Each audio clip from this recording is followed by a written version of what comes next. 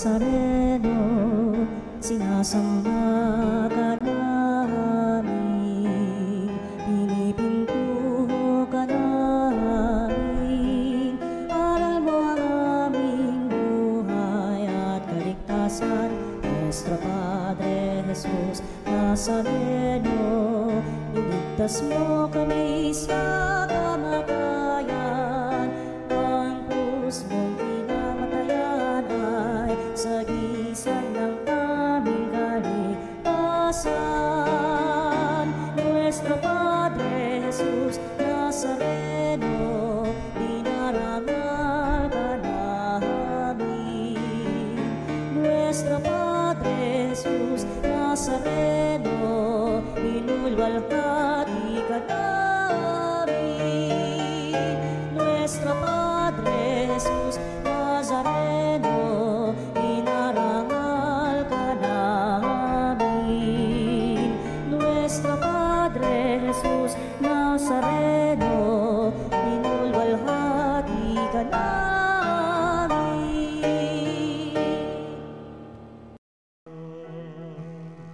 Sinaw na mong hangarin, ang taong ay ubusin, upang siya ay makapili, mapag-irog na Diyos natin.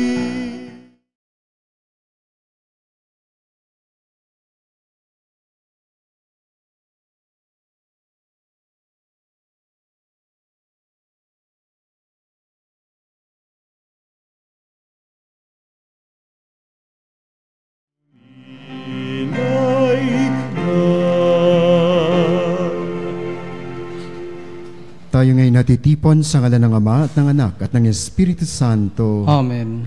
Ang pagpapala ng ating Panginoong Yesukristo, ang pag-ibig ng Diyos Ama, at ang pakikipag-isa ng Espiritu Santo naway sumainyong lahat. At sumayo rin. Magandang gabi po sa inyong lahat mga kapanalig, mga kasama ko dito po sa ating munting kapilya, sa ating himpilan, lahat ng mga kapanalig ngayon na nakapakinig, nanonood sa misa pong ito. Una sa lahat po, idalangin natin special na intensyon para sa mga kapatid natin na nasalanta na naman, tinamaan ng lindol, lalong-lalo na po sa Davao Oriental Region. Naway patuloy silang makakita ng liwanag sa pamamagitan na rin ng tulong, ng pakikiisa ng bawat isa sa atin na may kakayahan tumulong. Naway patuloy silang makakita ng liwanag ng Diyos sa pamamagitan ng pagmamahal at pag-asa na ating madadala sa kanila sa kahit na anumang uri ng tulong na pwede nating ilaan. At sa mga kapanalig natin na wala namang maibibigay, dalangin po natin ang bawat isa, lalong-lalo na po yung lubhang tinamaan ng panibagong lindol sa Davao. Atin din pong idalangin patuloy sa misang ito lahat ng mga kapanalig natin na may karamdaman, naway patuloy silang makatanggap ng biyaya ng kagalingan, biyaya ng pagkalinga at pagmamahal, lalong-lalo na sa mga taong magiging anyo at kawangis ng Diyos. At ngayon mga kapanalig, upang tayo'y maging marapat gumanap sa banal na pagdiriwang, aminin natin ngayon ang ating mga kasalanan. Sabay-sabay po tayo. Inaamin ko sa makapangyarihang Diyos at sa inyo mga kapatid na lubha akong nagkasala sa isip, sa salita, sa gawa, at sa aking pagkukulang, kaya sinasamo ko sa mahal na Birheng Maria, sa lahat ng mga anghel at mga banal, at sa inyo mga kapatid, na ako'y panalangin sa Panginoong ating Diyos. Kawaan tayo na makapangyarihang Diyos, patawarin tayo sa ating mga kasalanan, at patnubayan tayo sa buhay na walang hanggan. Amen. Panginoon, kaawaan mo kami. Panginoon, kaawaan mo kami. Kristo, kaawaan mo kami. Kristo, kaawaan mo kami. Panginoon, kaawaan mo kami. Panginoon, kaawaan mo kami. Manalangin tayo. Ama naming makapangyarihan, ang iyong dakilang pagkamaawain ay nangingibabaw sa aming ginagawang kabutihan at idinadaing na mga kahilingan. Ang kagandahang loob mo sa amin ay gawin mong mag-umapaw upang ang kasalanang ipinangangambang ihingi ng kapatawaran ng budhi naming takot na ikaw ay lapitan, ay iyong patawarin ng lubusan. At ang ipinag-aalangan naming hilingin sa pagdarasal ay iyong pagbigyang aming makamtan. sa pamamagitan ni Jesucristo kasama ng Espiritu Santo, magpas sa walang hanggan. Amen.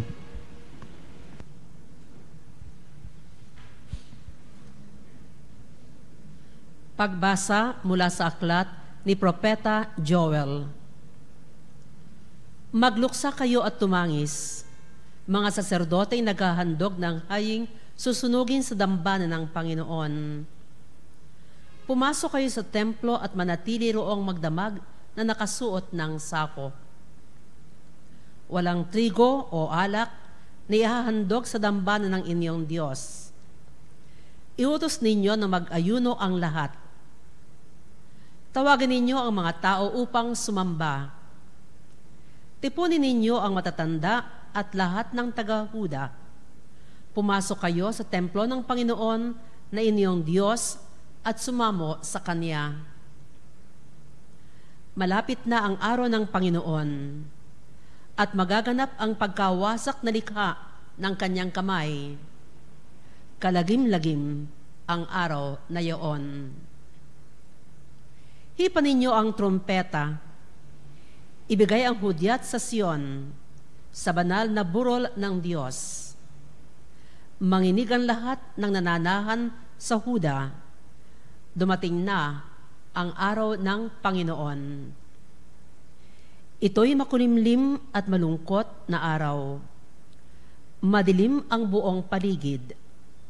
At lumitaw ang napakakapal na balang tulad ng paglaganap ng liwanag sa kabundukan kung nagbubukang liwayway. Hindi pa nangyayari ang ganito ng mga nakaraang panahon at hindi na mangyayari pang muli. Ang salita ng Diyos. Salamat sa Diyos. Makatarungang paghatol ang igagawad ng poon. Makatarungang paghatol ang igagawad ng poon. O Panginoon ko, buong puso kitang pasasalamatan. Ang kahangahangang ginawa mo, poon, aking isasaysay. Dahilan sa iyo, ako ay aawit na may kagalakan. Pupurihin kita, Panginoon naming kataas-taasan. Makatarungang paghatol ang igagawad ng poon. Iyong hinatulan iyong mga hentil at mga balakyot. Alaala nila sa balat ng lupay, pinawi mong lubos. Itong mga hentil nahulog sa hukay na ginawa nila. Sa kanilang bitag na umang sa akin, ang nahuli sila. Makatarungang paghatol ang igagawad ng poon. Dapat kilalaning haring walang hanggan itong Panginoon. Kanyang itinatag iyong kanyang trono upang doon humatol. Ang pamamahala niya sa daigdig pawang naaayon sa makatarungan niyang pagpapasya bilang isang hukom. Makatarungang paghatol ang igagawad ng poon.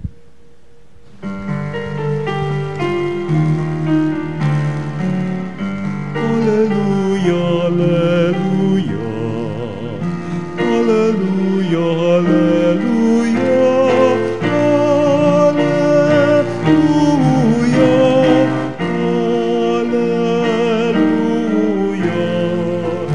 hallelujah, hallelujah. Si Kristo ay tinampok, sa Kanya tayo dumulog, kasamaan ay natapos. Aleluya, aleluya. Sumainyo ang Panginoon. At sumayo rin. Ang mabuting balita ng Panginoon ayon kay San Lucas. Papuri sa iyo, Panginoon. Noong panahong iyon, matapos palayasin ni Jesus ang isang demonyo, nang gilalas ang mga tao.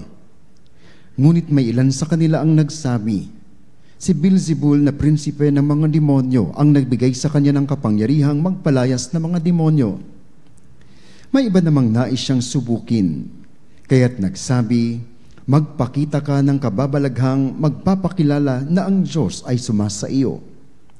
Ngunit batid ni Jesus ang kanilang iniisip, kaya't sinabi sa kanila, babagsak ang bawat kahariang nahahati sa magkakalabang pangkat at mawawasak ang mga bahay roon. Kung maghimagsik si Satanas laban sa kanyang sarili, paano mananatili ang kanyang kaharian? Sinasabi ninyong nagpapalayas ako ng mga demonyo sapagkat binigyan ako ni Beelzebul ng kapangyarihang ito. Kung ako'y nagpapalayas ng mga demonyo sa pamamagitan ni Beelzebul, sino naman ang nagbigay ng kapangyarihan sa inyong mga tagasunod na makagawa ng gayon? Sila na rin ang nagpatunay na maling-mali kayo. Ngayon, kung ako'y nagpapalayas ng mga demonyo sa pamamagitan ng kapangyarihan ng Diyos, nangangahulugang dumating na sa inyo ang paghahari ng Diyos. Kapag ang isang taong malakas at nasasadatahan ay nagbabantay sa kanyang bahay, malayo sa panganib ang kanyang ari-arian. Ngunit kung salakayin siya at talunin ng isang taong higit na malakas, sasamsamin nito ang mga sandatang kanyang inaasahan at ipamamahagi ang ari-ariang inagaw. Ang hindi panig sa akin ay laban sa akin, at nagkakalat ang hindi tumutulong sa aking mag-ipon. Kapag lumabas na mula sa tao ang isang masamang espiritu, ito'y gumala sa mga tigang na lugar at naghahanap ng mapapahingahan. Kung walang matagpuan, ay sabihin nito sa sarili, babalik ako sa bahay na aking pinanggalingan. Pagbabalik ay matatagpuan niyang malinis na ang bahay at maayos. Kaya lalabas siya at muli ay magsasama ng 7 pang espiritong masasama kaysa kanya, at papasok sila at maninirahan doon. Kaya't sumama kaysa dati ang kalagayan ng taong iyon. Mga kapanalig, ang mabuting balita ng Panginoon. Pinupuri ka namin, Panginoong Hesukristo. Muli po, magandang araw, magandang gabi po sa inyong lahat mga kapanalig, lahat po nang nandito din sa ating munting kapilya. Magandang gabi, magandang araw po. Nawa po ay nasa maayos na kalagayan kayo, at sa mga kapatid naman namin dyan sa Mindanao, lalo na po sa Davao area, sa Oriental, kahit na po Davao City, naway nasa maayos kayo na kalagayan. At sa mga kapanalig naman natin na hanggang ngayon ay medyo naman tsahan ng bahid politika at ideolohiyang nakakasira ng ating pagiging Kristiyano, pakiusap ko po, naway balikan natin ang ating pagka-Kristiyano at itigil na po natin yung ating pagkahati-hati dulot ng ating mga prinsipyo, ng ating mga kinabibilangang partido o politiko. Naway makita natin na ang kailangan ngayon ng ating bayan ay pagkakaisa at pagiging Kristiyano na handang tumulong sa bawat isa. So hindi po kasalanan ng Davao kaya pinurasahan sila, hindi po kasalanan ng Cebu kaya nagkalindol sila, hindi po kasalanan ng isa o iilang tao kaya binagyo sila. Ang mga ito ay nangyayari, ngunit tayo po ay nahamon na sa kabila ng mga pangyayaring hindi natin naiiwasan, sana hindi mawala at maalis sa atin ang pagiging Kristiyano. At ang pagiging Kristiyano ay ang pagiging tao na hindi tumitingin sa bahid, politika o kulay ng bawat taong nangangailangan ng ating tulong. So sana po malinaw yun, huwag po natin pansinin yung pinapurasahan sila ng Diyos. Kasi po kapag ganun po, ibig sabihin masama yung Diyos natin. At yun po yung sinasabi ni Jesus sa ating ebanghelyo ngayon. Napakaganda ng kanyang ginawa, di ba? Una sa lahat, nagpalaya siya ng demonyo. Nagpagaling ng mga may sakit. Daming ginawang kababalaghan at maganda.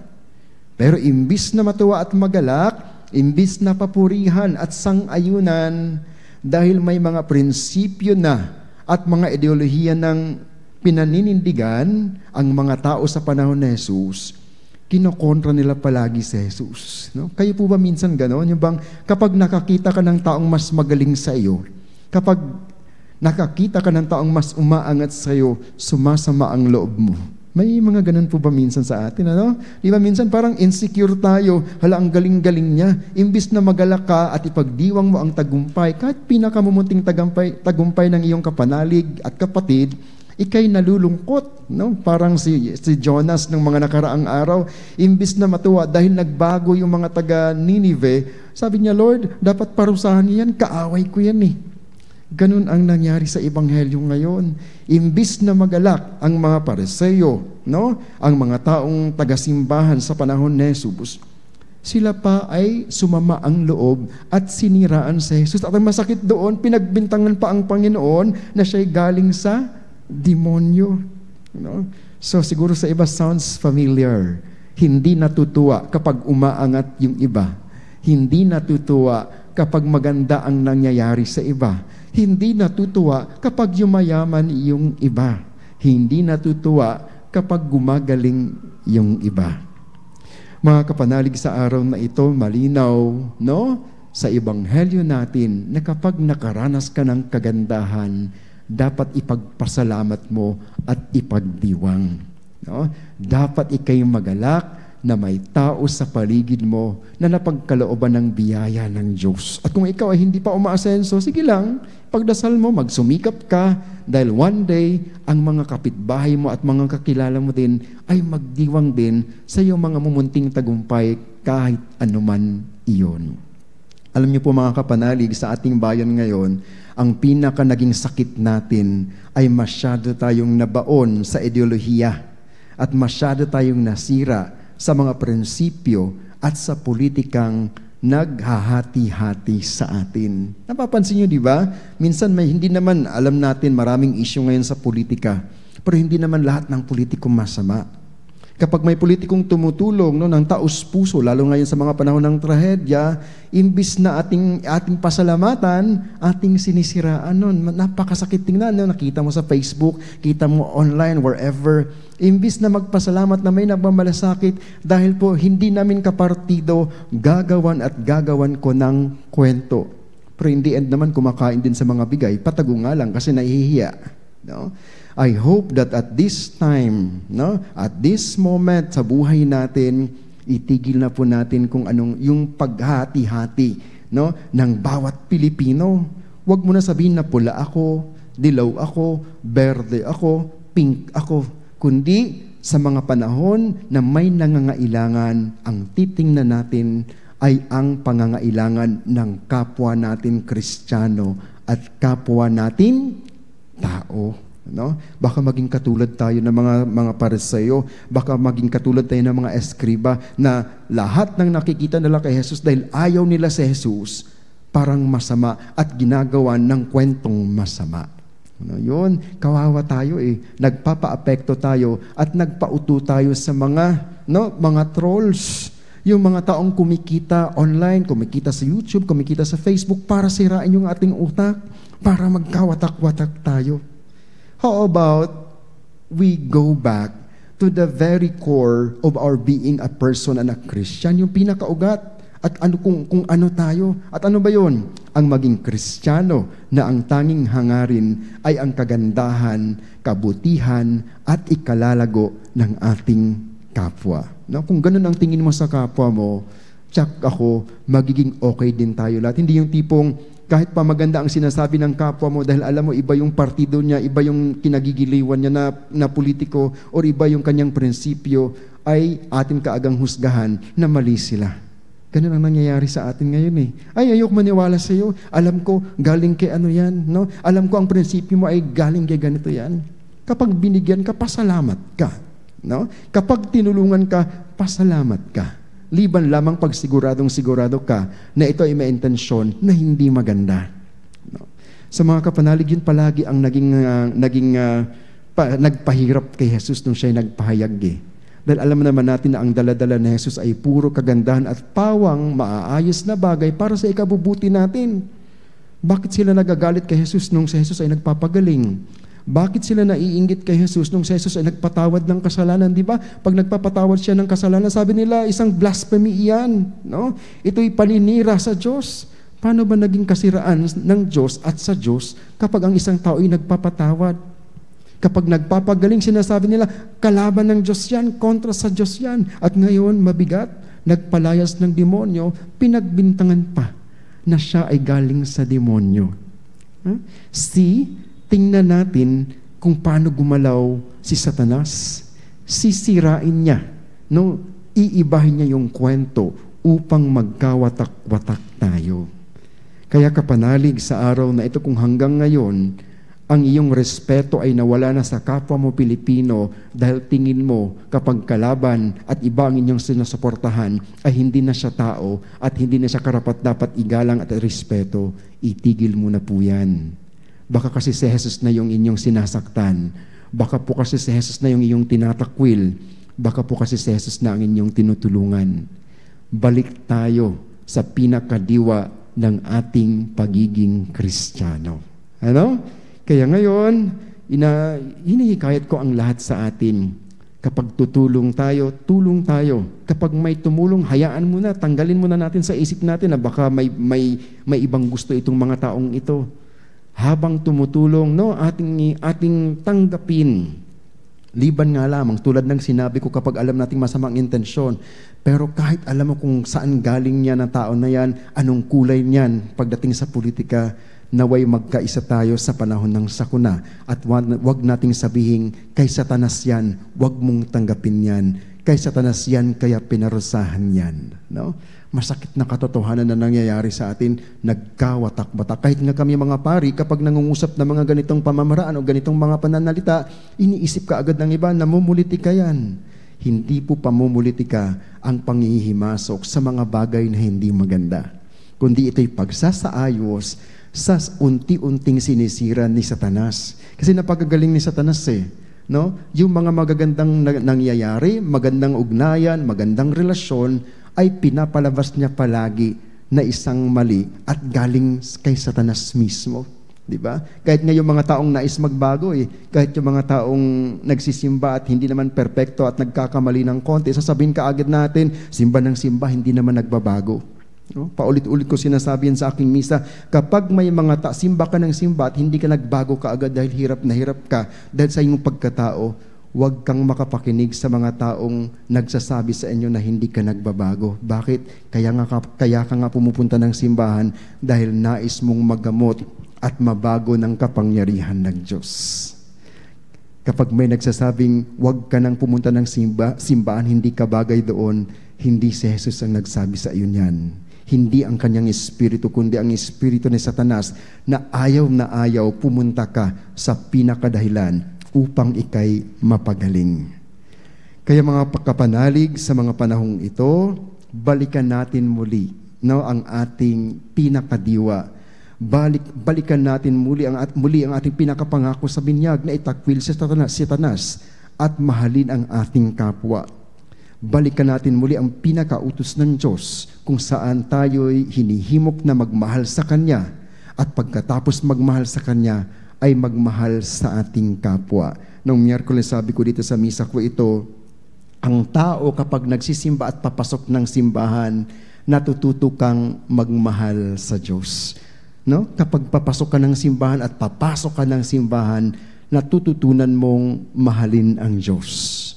Ngunit pagkatapos mo ng pagsisimba o pagdarasal, pag-uwi mo, pagkalabas mo ng simbahan, dapat natututo ka rin mahalin ang iyong kapwa. At yon ang tunay na diwa ng pagkakristyano at pagkaanak ng Diyos.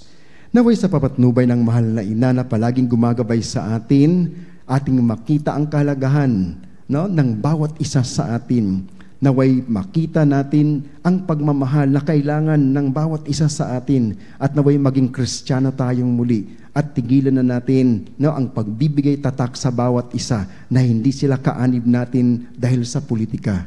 Dahil sa Diyos, lahat tayo ay iisa. Dahil sa Diyos, lahat tayo ay mahal niya. At dahil sa Diyos, lahat tayo ay inaasahan niya at pinapangarap niya na makapasok sa kanyang kaharian at mabigyan ng kaligtasan. Naway sumayin niyong lahat ang katotohanan.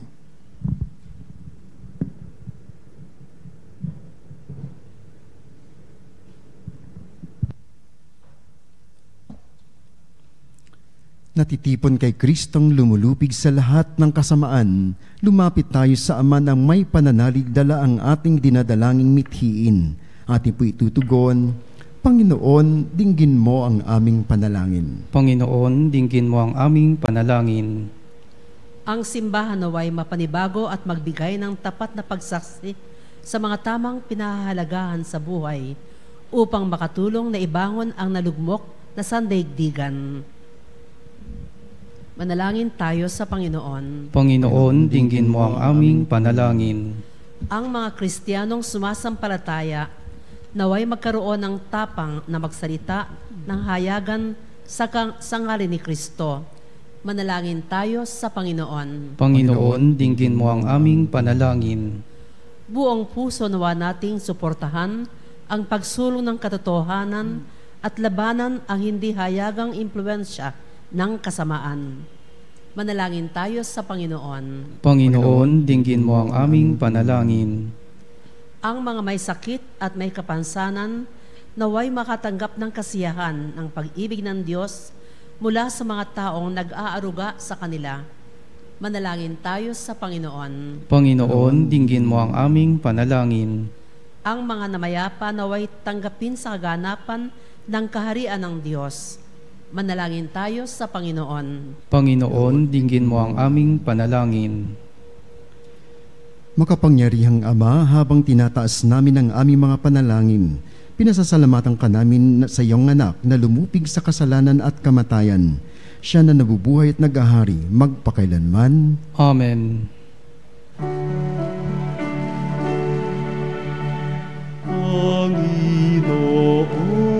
Panginoon, aming alay, itong alak at tinapay sa altar mo.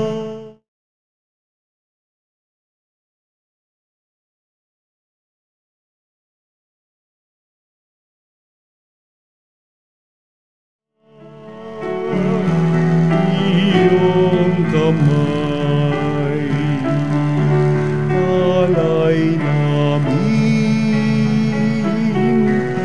aming buhay,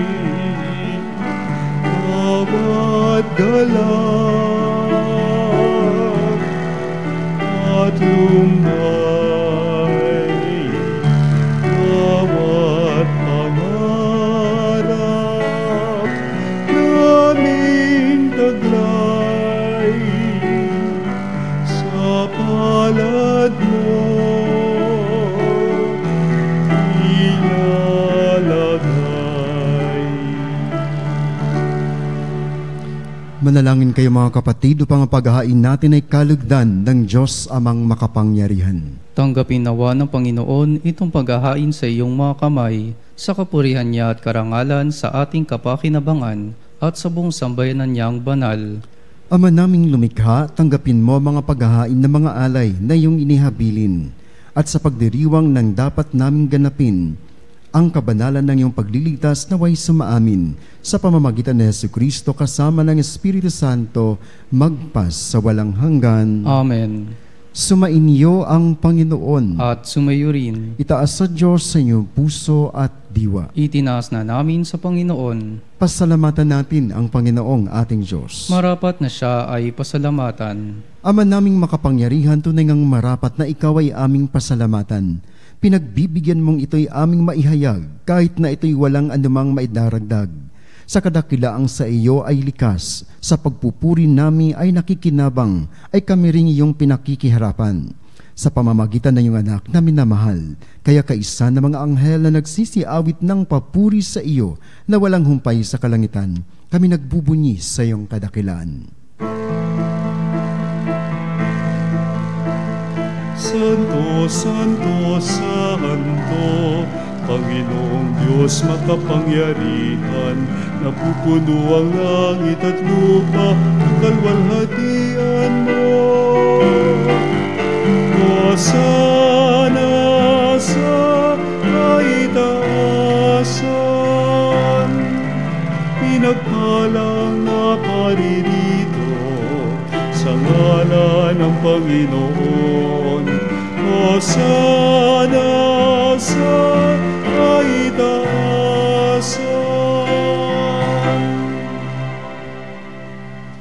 Ama naming banal, ikaw ang bukal ng tanang kabanalan. Kaya't sa pamamagitan na iyong Espiritu, gawin mong banal ang kaloob na ito upang para sa amin maging katawan at dugo ng aming Panginoong Hesukristo. Bago niya pinagtiis ang kusang loob na maging handog, hinawakan niya ang tinapay, pinasalamatan kanya, pinaghati-hati niya iyon, iniabot sa kanyang mga alagad at sinabi, "Tanggapin niyong lahat ito at kanin. Ito ang aking katawan na ihahandog para sa inyo."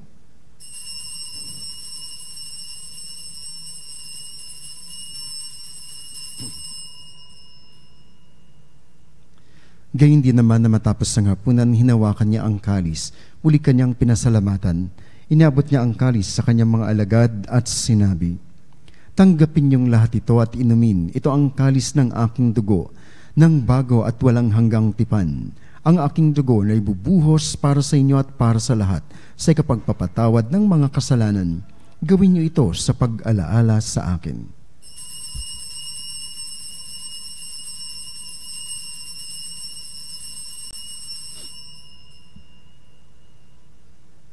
Ang misteryo ng pananampalataya.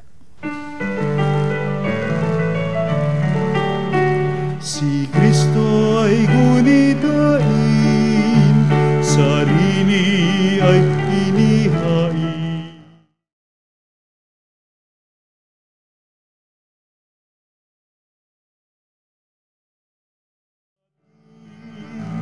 Hanggang sa siya'y dumating, hanggang sa siya'y dumating. Ama, ginagawa namin ngayon ang pag-alaala sa pagkamatay at muling pagkabuhay ng iyong anak. Kaya't iniaalay namin sa iyo ang tinapay na nagbibigay buhay at ang kalis na nagkakaloob ng kaligtasan. Kami nagpapasalamat dahil kami iyong minarapat na tumayo sa harap mo para maglingkod sa iyo. Isinasamo namin kami magsasalo-salo sa katawan at dugo ni Kristo ay mabuklod sa pagkakaisa sa pamamagitan ng Espiritu Santo. Ama, lingapin mo ang iyong simbahang laganap sa buong daigdig. Puspusin mo kami sa pag-ibig kay San Leon na aming Santo Papa at ni Elias na aming Obispo ng Tanang Kaparian at ng buong sambayan ng iyong tinipon ngayon. Alalahanin mo rin ang mga kapatid naming nahimlay na may pag-asang sila'y muling mabubuhay. Gayon din ang lahat ng mga pumanaw, lalong-lalo na po ang lahat ng mga biktima ng mga trahedyang dumadaan sa aming bansa ngayon. Kawan mo sa lahat patuloyin sa iyong kaliwanagan. Kawan mo at pagidapatin kaming lahat na makasalo sa iyong buhay na walang wakas.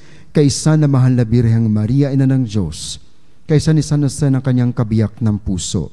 Kaysa ng mga apostol at lahat ng mga banal, kasama sina San Luis Maria ng Montfort, San Pedro Calungsod at Lorenzo Ruiz, at lahat na namuhay dito sa daigdig ng kalugod-lugod sa iyo. May pagdiwang nawa namin ang pagpupuri sa ikararangal mo sa pamamagitan ng iyong anak na aming Panginoong Hesukristo.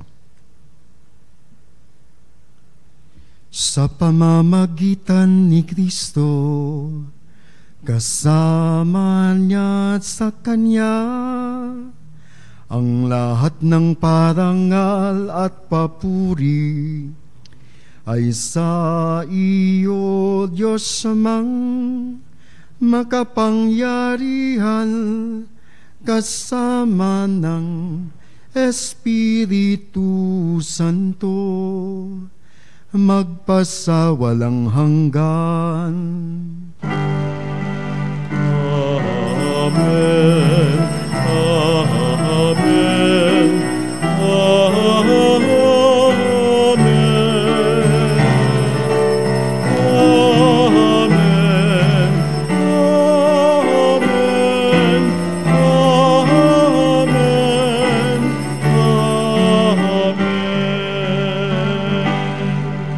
Sa tagubilin ng mga nakagagaling na utos sa turo ni Jesus na Panginoon natin at Diyos, ipahayag natin ang lakas loob.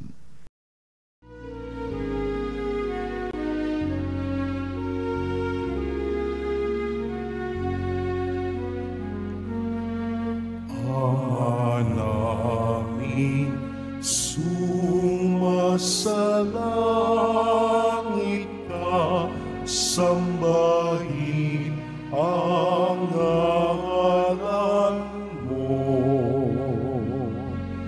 Mapasa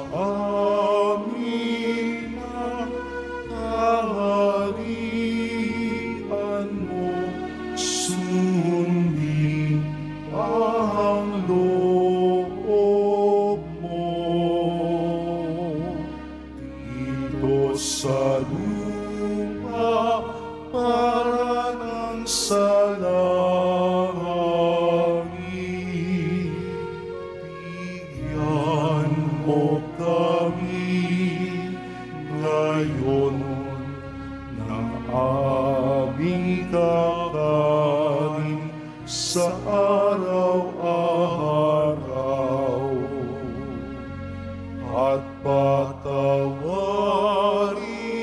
mo ang aming mga sala para ng pagpapatawad namin sa nagkakasala sa amin.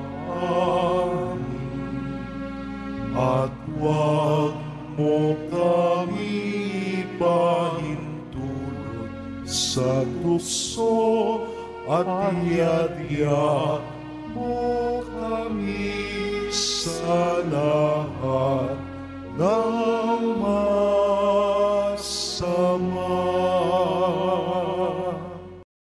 Hinihiling namin kami adya sa lahat ng masama, pagkalooban ng kapayapaan araw-araw, iligtas sa kasalanan at ilayo sa lahat ng kapahamakan. Samantalang aming pinananabikan ang dakilang araw ng pagpapahayag ng tagapagligtas naming si Jesucristo. Sapagkat iyo ang kaharian at ang kapangyarihan at ang kapurihan, magpakailanman. Amen. Panginoong Jesucristo, sinabi mo sa iyong mga apostol, kapayapaan ang iniiwan ko sa inyo, ang aking kapayapaan ang ibinibigay ko sa inyo. Tungayan mo ang aming pananampalataya at huwag ang aming pagkakasala. Pagkalooban mo kami ng kapayapaan at pagkakaisa ayon sa iyong kalooban, kasama ng Espiritu Santo, magpas sa walang hanggan. Amen. Ang kapayapaan ng Panginoon ay laging sumainyo. At sumayo rin. Ngayon po'y magbigayan kayo ng kapayapaan sa isa't isa. Kapayapaan.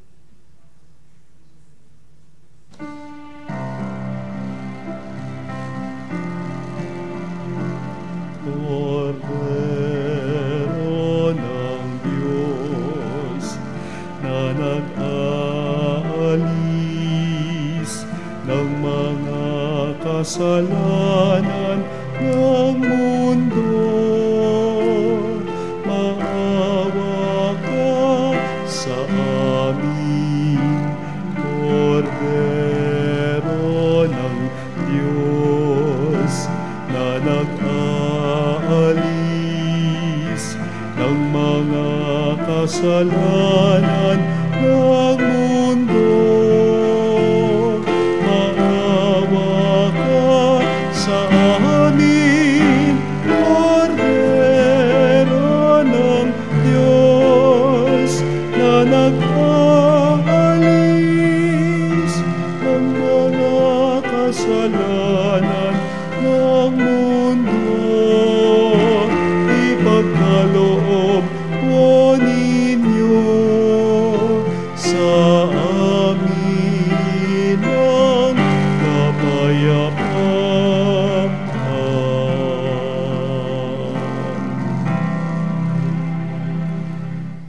Mga kapanalig, ito si Jesucristo, ang Kordero ng Diyos na nag-aalis ng kasalanan ng sanlibutan.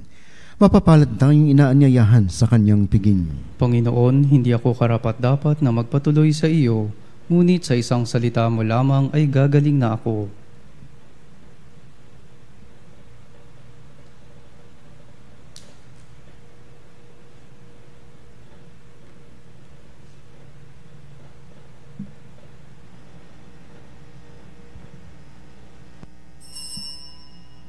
Mga kapanalig, ating dasalin ang komunyong espiritual. O Jesus, nananalig ako sa pananahan mo sa kabanal-banalang sakramento. Minamahal kita higit sa lahat at hangad ka ng aking kaluluwa. Hindi ko man matatanggap ngayon ang iyong katawan at dugo, inaasahan ko na patuloy kang mamumuhay sa aking puso. Naniniwala ako na narito ka at kaisa ka ng aking buong pagkatao. Huwag mong ipahintulot na mawalay ako sa iyo. Amen. Panalangin sa karangalan ng Nuestro Padre Jesus Nazareno. O Jesus Nazareno, katamis-tamisan naming manunubos. Sa harap mo ngayon, naririto kami't nangangayupapa at nagsisisi ng taos-puso sa aming pagiging walang turing sa iyo at paglimot sa di mabilang na mga biyaya mo, lalong-lalo na yaong mahalagang biyaya ng pagtutubos. Dinaramdam namin at pinagsisisihang labis, Panginoon ko, ang pagkakasala namin sa iyo. Ikinalulungkot namin ang pagiging dahilan ng pagpapasan mo ng krus na iyan sa gitna ng mga hirap at kapaitan, hanggang sa inihandog mo ang iyong buhay sa bundok ng Kalbaryo, sa pagkaibig mo lamang na matubos kami at ang sangkatauhan mula sa sala. Pakabanalin mo, O Panginoon, ang aming pagnanais at ipagtanggap mo sa amin ang iyong biyaya. Maging tagapamagitan nawa ang iyong ina, ang kalinis-linisang Birheng Maria.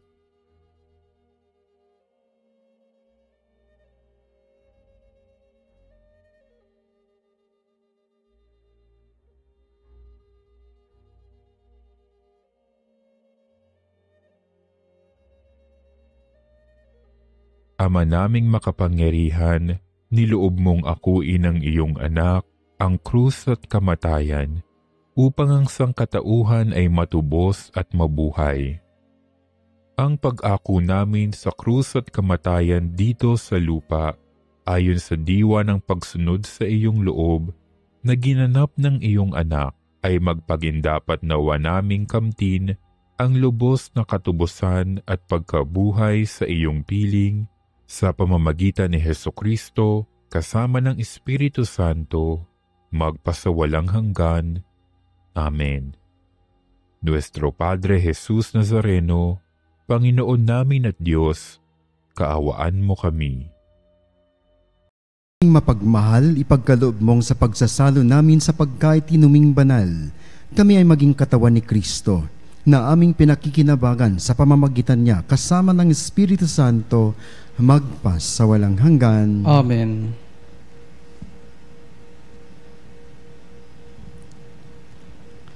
Panalangin para sa may sakit. Panginoong Jesucristo, pinasan mo ang aming mga tiisin at dinala mo ang aming mga dalamhati upang iyong ipakilala ang halaga ng pagtitiis at ng pangangailangan ng tao ng iyong tulong. Magiliw mong dinggin ang aming mga panalangin para sa mga minamahal namin at para sa ibang mga may karamdaman. Loobin mo nawang maunawaan ng mga taong labis na nahihirapan dahil sa dinaranas nilang mga sakit at karamdaman na sila'y kabilang sa iyong mga hinirang. Tulungan mong maunawaan nila na sila ay kaisa mo sa iyong mga pagtitiis para sa ikaliligtas ng sangkatauhan. Amen. Bago ko po igawad ang huling pagbabasbas, akin din pong hilingin muli, no? Pakiusap po lahat sa atin, no? Mga kapanalig ko, mga kababayan kong Pilipino, na siguro po panahon na ito para makinig tayong muli sa opinion ng lahat. Hindi ibig sabihin na makinig ka sa opinion ay susundin. Ibig sabihin, makinig tayong muli kasi palaging may maganda na maririnig at makukuha tayo sa kapwa natin, kasi baka makatulad tayo kay Jesus na dahil kinokontra na nila at ayaw nila sa Kanya, kahit maganda ang Kanyang ginagawa, ay Kanya na lang isinasantabi ang lahat ng Kanyang ginawang kagandahan. Panahon na po para sabihin natin na kasama ko, kaisa ko ang aking kapwa Pilipino, kapwa Kristiyano, lalong-lalo na sa pagbangon sa mga panahon ng trahedyang ito. Makinig. Sumainyo ang Panginoon At sumayo rin. at pagpalain kayong lahat ng makapangyarihang Diyos, Ama, Anak at Espiritu Santo. Amen. Tapos na po ang ating banal na misa. Humayo kayong taglay ang kapayapaan upang ang Diyos ay mahalin at paglingkuran. Salamat sa Diyos.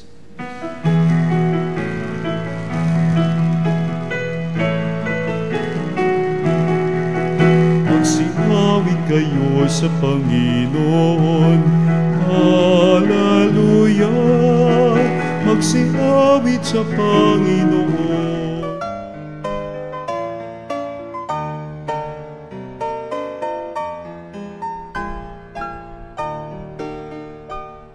Nuestro Padre Jesús Nazareno, sinasamba ka namin, pinipintuho ka namin.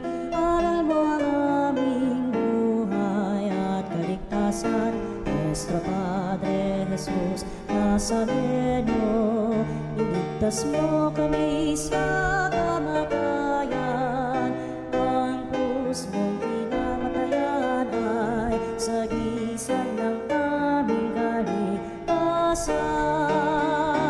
Nuestro Padre Jesus Nazareno, dinarangal ka namin. Nuestro Padre Jesus Nazareno, inulwalhati ka namin. Nuestro Padre Jesus Nazareno, inarangal ka namin. Nuestro Padre Jesus Nazareno, inulwalhati ka namin.